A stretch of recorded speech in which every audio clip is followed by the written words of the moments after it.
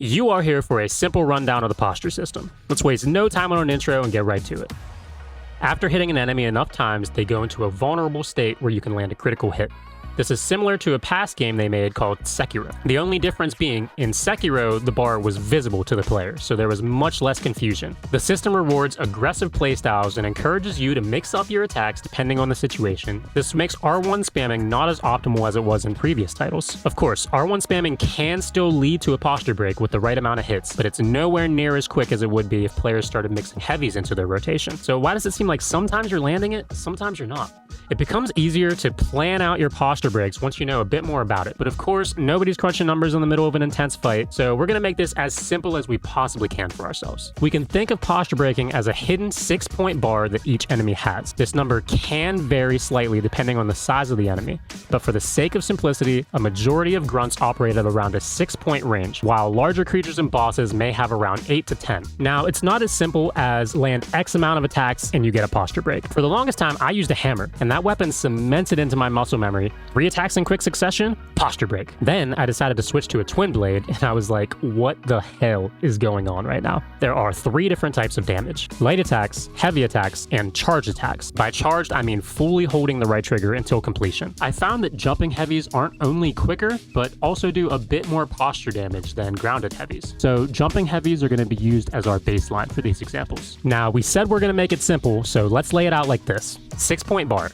Lights do 1 point of damage, heavies do 3 points of damage, and charged attacks do 5 points of damage. Following this ideology, attacking this enemy with 6 lights will down him.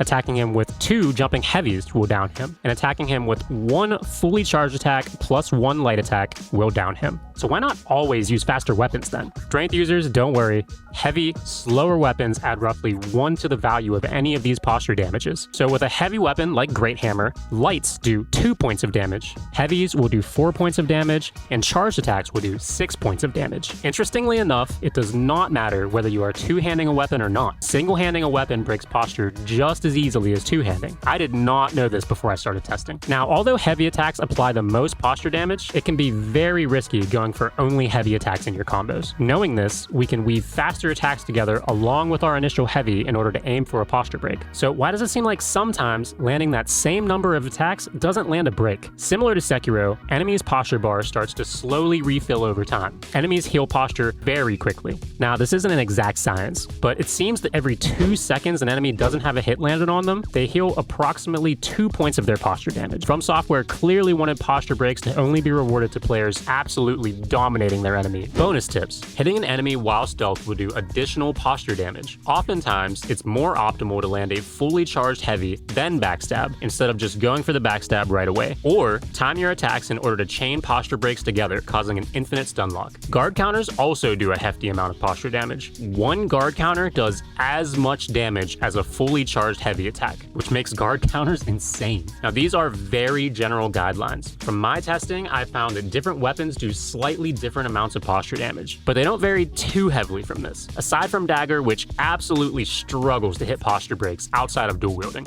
If we're ranking weapons in terms of posture damage, with the exception of Dagger, I found that maces do the absolute most posture damage, while axes do the least. If you have any different experiences on posture breaks, please leave a comment, because I'm gathering all the data I can on this for you guys. Like the video, subscribe if you like the content, because this took a lot of effort. Have a good one.